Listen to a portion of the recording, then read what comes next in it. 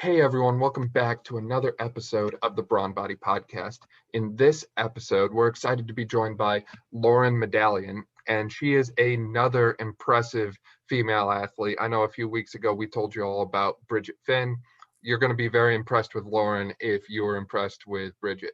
So, Lauren currently attends West Chester University and plays on their Division I women's rugby team, where she won a national championship in 2019 as part of the team and won MVP, most valuable player of the team. So she is really well versed in the world of athletics with a very unique sport. She's also very passionate about powerlifting, where she competes in both the 57 and 63 kilogram weight class divisions. And her big three total is 694 pounds, which is very impressive. So with that, Lauren, welcome to the show. We're very excited and thankful to have you here. Thank you for having me. I'm excited. So in this episode, as you know, it's kind of a motivational Monday kind of theme. So you're someone who's very successful in the world of athletics by many definitions. So along your journey to get to the point where you are right now, has there been any sort of obstacle or anything that's kind of set you back or held you back? I've actually been lucky enough to not have any drastic, terrible things happen in my life, knock on wood. But I say the one thing that definitely held me back is my mindset. Mhm. And what I mean by that is growing up, doing a bunch of sports, I felt like my mindset was very timid. And I used to always use the excuse because I was too small and I was too short. But I come to learn that I wasn't confident in I guess in within myself. And I think that's something that's not really talked about in sports. Definitely now, Mhm. you hear more athletes talk about um how mindset is at least 50 to 60% of sports. Like there's first the physical side and like the genetic side, but there's if you're not in it mentally, then you're not going to be able to perform. Right, that makes a lot of sense. And I know there's a lot of talk lately too about mental imagery, just like picturing yourself doing things before you even do them. And I mean, the studies on these things are insane, just how much not only stronger physically, but better physically on the fields and stuff people perform when they just simply image themselves mentally doing something before they actually do it. So I definitely can relate to that. Sometimes we're our own worst enemy when it comes to our mindset and how we approach things. So, how did you kind of beat that back and overcome that, so to speak?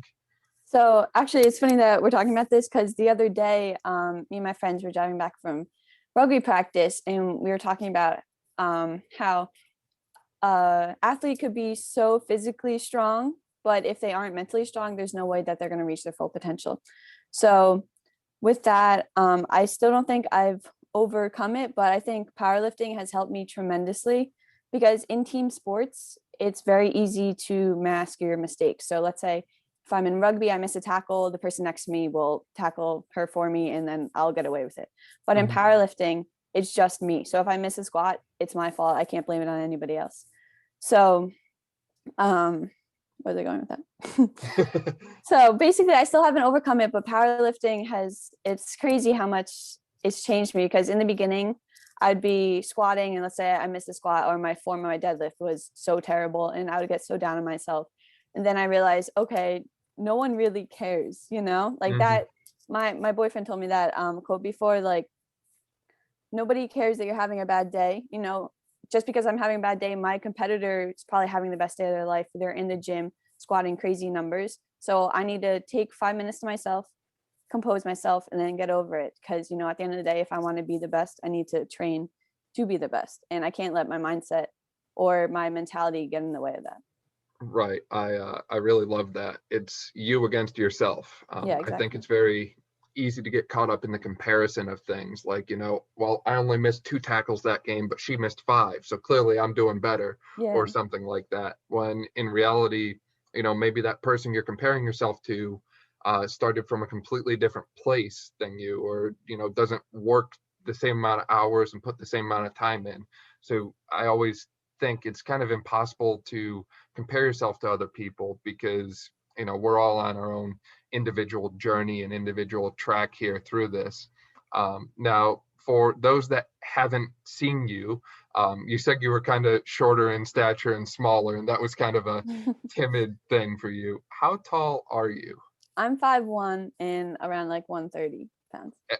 And when you're on the rugby field, are most girls a little bit larger than you, or? Yeah. So with rugby, it's funny. People just think of like humongous women just going at it, but our team is pretty short. But there are, the people on like the US team, you need to have a decent amount of height to, get places. But it's funny because, like I was saying before, I used to use my height as an excuse for my weight. So when I like go against a huge player, like if I'm trying to tackle her, I'll be like, oh, I can't do this, I'm too small. But then I think to myself later on, I'm like, okay, I could squat, bench, deadlift more than any rugby player I know. So I can't be using my that as an excuse, my height and weight as an excuse. I just need to go in it with the confidence that, I'm strong as heck and I could definitely take this girl down.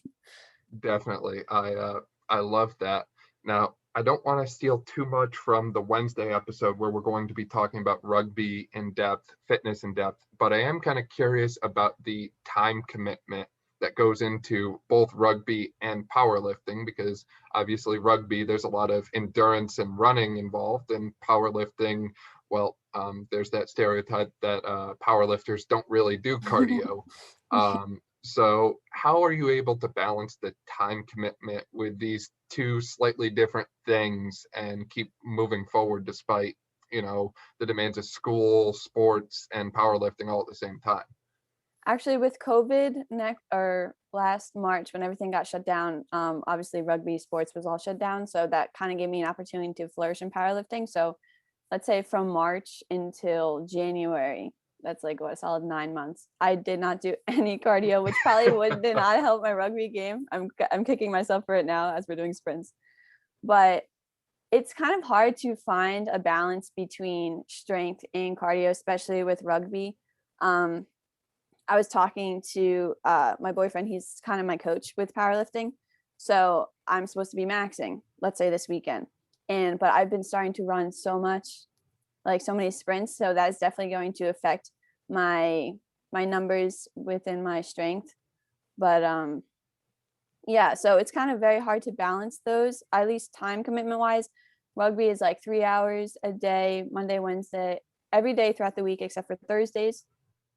So that is a lot to handle. And then I also need to find at least 2 hours within my day. So I try to do my strength in the morning, and then I'll do my classes midday, and then I'll go to rugby later on. Right. So those online classes are really helping you right now. Exactly. It's kind of awesome. But so the main thing at the end of the day is just like to prioritize. Like I know I want to maybe one day be the best at powerlifting, and I know that I want to keep like kicking butt in rugby. So I'll make it happen. There's 24 hours in the day, and there's always time to find something. There's no excuse that, oh, I can't work out because I have rugby. No, there's definitely time to do it. Definitely. Really love that. So kind of going off of that, what would you say your two big takeaways are from this for anyone who's listening?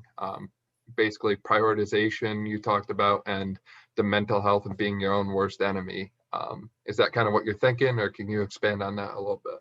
So the one main thing is that, how I said before, you could be as strong as, like, you could go into the gym, do a bunch of squats, bench, deadlifts. You could start building yourself up physically, but if you're not in there mentally, I don't think there's any way that you could become the best. You need to make sure that your mental health is there in order to be the best, because that's like almost a 50-50 balance that you need to balance out. So I think that's definitely number one.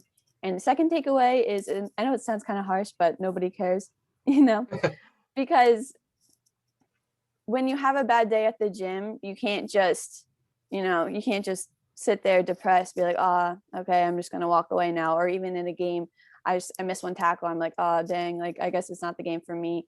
There's going to be somebody next to you who is having the game of their life, and you need to compete with them because just in order to be the best, so. I love that. And those are two big takeaways, I think, that are extremely relevant in today's day and age, because I mean, so many people are caught up with how they look when they're doing things, especially in the gym. You know, people are, they're not really concerned about the sets and reps all the time. They're concerned about, is the lighting good? Is my, clothing going to bring out my muscles the best?